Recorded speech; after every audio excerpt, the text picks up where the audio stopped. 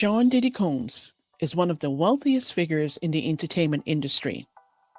With a net worth reportedly hovering around $1 billion, Diddy has built an empire through music, fashion, and lucrative partnerships, including his wildly successful deal with Ciroc Vodka and his stake in Revolt TV. But with great wealth comes great scrutiny, and recent legal issues might put his fortune at risk. Could this be the beginning of the end for Diddy's financial empire? Let's talk about it. Welcome back to Kharisma Daily. Now, Diddy's wealth could be in jeopardy due to these legal battles. To get some answers, we'll break down a video where a lawyer analyzes the legal situation and its financial impact on Diddy's empire. We'll start with the lawyer laying out Diddy's assets from music royalties to his Ciroc partnership and fashion brands. The man has his hands in everything. Even with such diversity in his portfolio, the question remains, how protected are these assets if his legal troubles intensify? We're about to find out.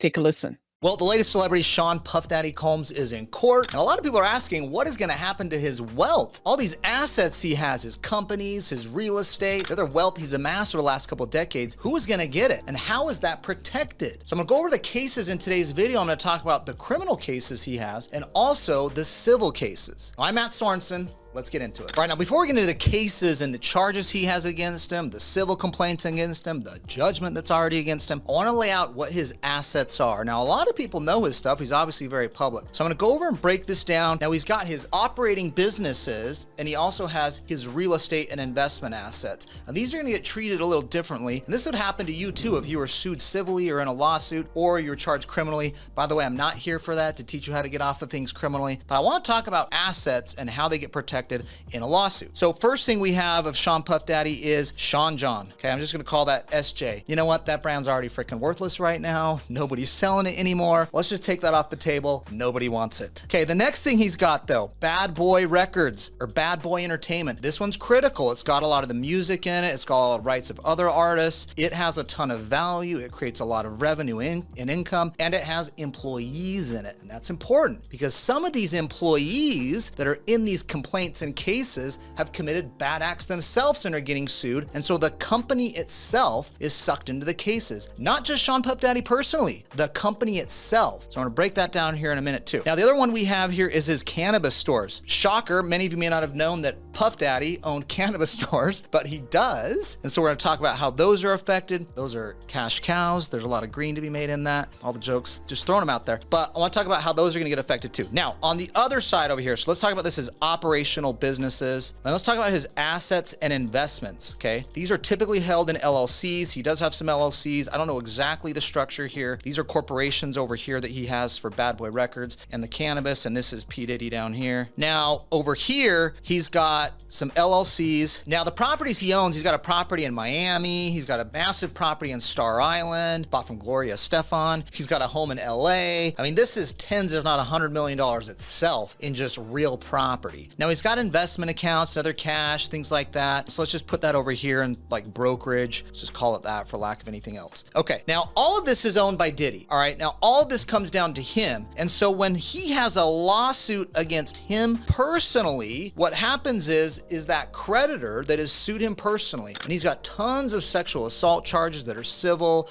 He's got some business disputes, civil cases, and all of those civil lawsuits, when they get a judgment against Diddy, they're gonna say, hey, we want to execute on the assets. Now, this is the same thing for you individually. If you get a lawsuit against you personally, how does someone collect against your businesses? Now, one of the things that's going to be difficult is it is actually difficult to go up into the companies and say, hey, Diddy owns this LLC that owns this real estate. I want to go into that LLC and force to sell the property to get to the real estate. Now, in most states, you're actually able to do that, where you can force an individual owner who owns an LLC to sell assets like real property. If it's a big partnership and there's other people in it, or a corporation with other shareholders, they're not going to be able to do that. They can't go up into the company. Here we dive into the civil side of things.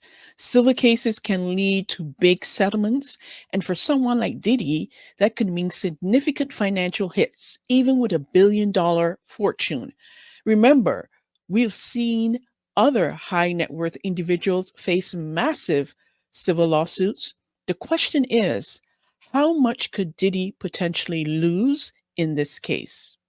Let's take a listen.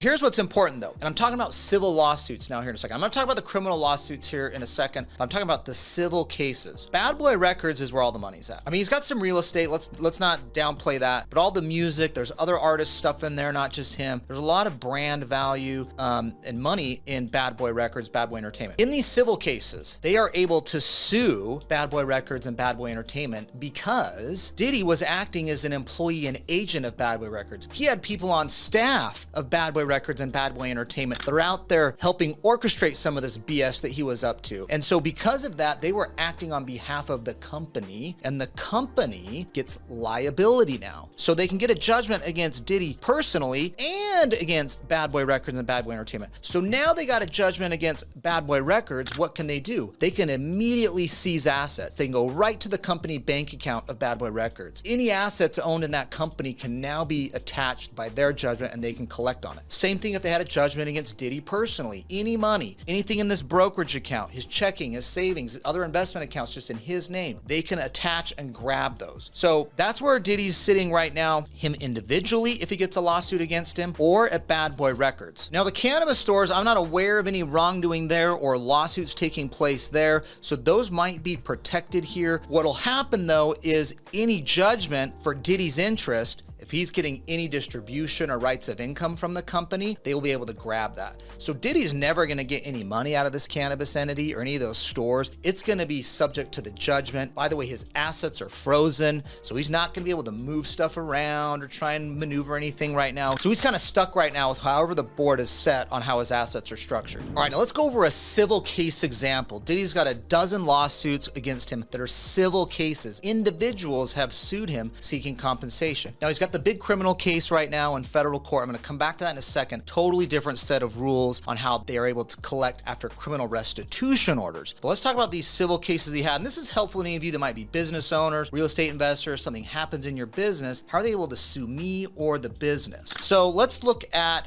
Bad Boy Records. That is where he is most vulnerable, and here's why. A number of those civil lawsuits, they have sued P. Diddy personally as a defendant, and they have sued Bad Boy Records, Bad Boy Entertainment. Now, why did they do that? Because the lawyers are smart and they know that the money is in Bad Boy Records and Bad Boy Entertainment. And they have liability there because a lot of the BS stuff that Diddy was doing, employees paid by Bad Boy Records were actually ones out orchestrating this crap and getting these people and these drugs and these underage girls and all the nonsense we've all heard about. But these people have filed civil cases and will have liability against Bad Boy Records and against P. Diddy personally. So if they win in court and they get a judgment, and that judgment is against Bad Boy Records and against Diddy, they can collect against anything he owns personally. Any brokerage accounts he has, checking, savings, investment accounts in Diddy's name, any income that comes into Bad Boy Records, where they can force the sale of assets, of music rights, or whatever they want in that company to get their judgment paid. Now, he has hundreds of millions of dollars at risk in these cases, and because they're able to sue Bad Boy Records because of the liability there, and we're after Diddy personally, I think we're gonna see some large dollars collected on these cases, and Diddy really isn't able to protect his assets. So any assets that Diddy has individually in his personal name,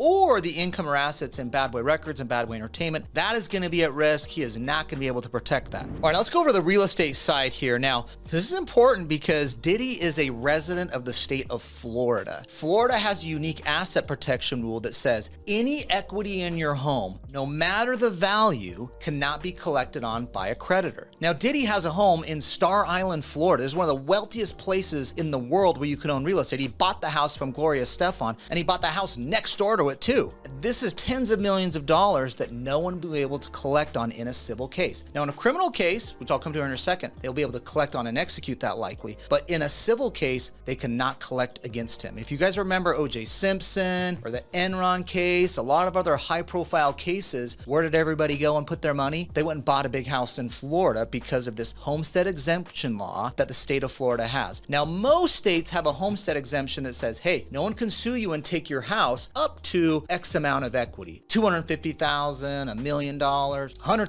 $200,000, $1 million. There's a variety of amounts that are exempted in the states. Florida being the only state where there is an unlimited homestead exemption that can be protected. Tens of millions, in Diddy's case, can be protected. He's probably gonna lose it still in the criminal case, all right? Okay, because he's not protected criminally or for certain like child support orders. There are certain orders that can get through a homestead exemption, but a civil lawsuit or a regular civil judgment, he's gonna be able to be protected and keep that home. All right, now let's talk about the LLCs he has that owns real estate. Is that gonna help him? Probably not. When we're setting up an LLC, the reason people use those for asset protection is if something happens on the property. For example, a tenant in your rental slips and falls, or you have a party at your house, as Diddy does, and somebody gets hurt at the party. Many of you remember Demi Moore. She had a party at her house. Someone fell in the pool and they died, and well, she was liable. Well, what can happen in that scenario is they're forced to sue the LLC if the property is owned in an LLC, and they can't come down to your personal assets. Now here, Diddy's getting sued personally. He owns an LLC that owns a property. They're likely able to blow right through that and force the sale of the home to collect on the judgment. Now, of course, if you're a civil lawyer trying to collect on the judgment, it's easier to just go after all the accounts in Diddy's personal name, right? Let's drain any cash that he might have, personal assets that he might have of value, investment accounts. Let's force all the sale of that. That's frankly the easiest to collect against. But if he goes broke on all that stuff, paying lawyer fees or settling cases, and he goes cash poor, they might have to force the sale of some of this real estate. Any of these that are owning the LLCs, they are going to be able to get at those with the exception of the property designated at his personal residence, which is the biggest one, the one in Star Island. Next, the lawyer